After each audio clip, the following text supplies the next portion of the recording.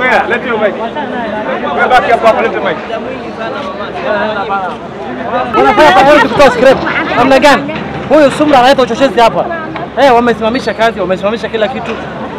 Tunajaribu kufanya priority ya huu mwili, twende tuzike. Leo siku ya 9 amelaliwa na nyumba. Anachochea damu kijana wetu Sumra. Hiyo ni haki. Nini imefanyika? Tunataka serikali watusaidie. Hatutaki mambo ya kabila, huyu jamaa anafanya mambo ya kabila. Kijana wetu damu yake ndio tunataka na mwili yake, body yake mpaka sasa hii minuka. Kazi angalia harufu inanuka hapo. Unaona saizi ukienda na upande hii mkizunguka, ukifika pale mtasikia harufu ya mtu hapa. Number 1 walituambia sisi wacha nyumba ivunjwe kwanza, nyumba wakati ambayo inaangukia kijana for the first time tarehe 2 usiku saa 1 iliangukia huyo kijana. Yaani 6 spot imeanguka nyumba. So CCTV footage zimeonyesha. Wamejaribu kuficha wamejaribu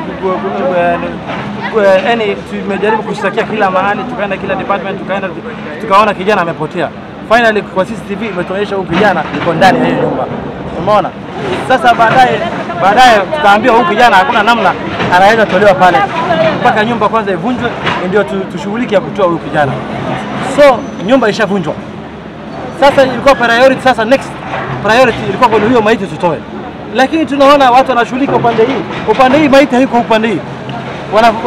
Na ukienda upande hii nyingine utaona wanapakia scrap za chuma zao. So itachukua muda gani huyo maiti kutolewa? Kama binadamu si muhimu na wana prioritize nini chuma kushinda binadamu, haitawezekana. Sisi tumekuwa na subira kama family, hatujaleta fujo. Muda hiyo yote angalia 9 days hizi imelalia. Umeona? Mpaka jana ikarepoliwa. Bado kijana yuko pale. Na ukisikia hata huyo ile area haikaliki, harufu mbaya sana inakuja. So inzi kibeo, harufu nyingi, wewe mwenyewe unaona. So hawa watu sasa wamefanya siasa zaidi ya hapa, lazima sasa tujitokeze, tuseme ukweli. Wao alafu yule Sumra awache uchochezi. Na kuja kuleta uchochezi katika hapa.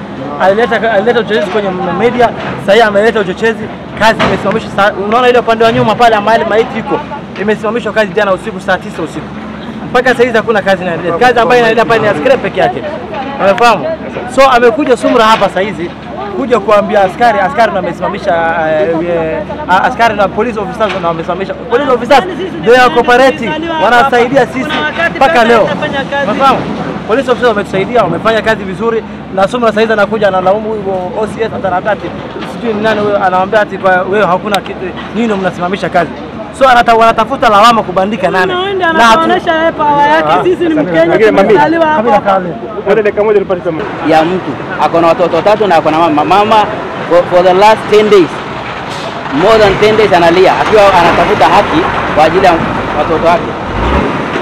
Sisi kama jamii tunapata pressure kwa familia, tunaambia tumeshinda kutoa mili, hatuwezi ingia huko kukataa tuna vifaa, lakini tukipatua that chance ya kukua na tarakta yetu na kukua na vifaa yetu we can do, because watu wanasema harufu inapatikana hapa. Na hatuwezi sema hii shughuli ni muhimu sana, lakini ujue kuna mtu amekufa na tunataka kuzika, na kwa mila ya Waislamu mtu akikufa ako na haki ya kuzika haraka. Je, hii mili tutapata lini? Na bona watu wa kaunti ambao walikuwa na harakati na hima ya kuvunja nyumba hawana hiyo hima ya kutafuta mwili. So what we are saying, we are just appealing. We don't want to hataki kulaumu mtu kwa sababu ni amri ya Mwenyezi Mungu. Yote tisa ni amri ya Mwenyezi Mungu. Tunasema alhamdulillah, lakini tunataka huyu mwili ya Yusuf ipatikane leo ndio tuzike, hii stress iondokee family na iondokee sisi na tuendelee na shughuli yetu.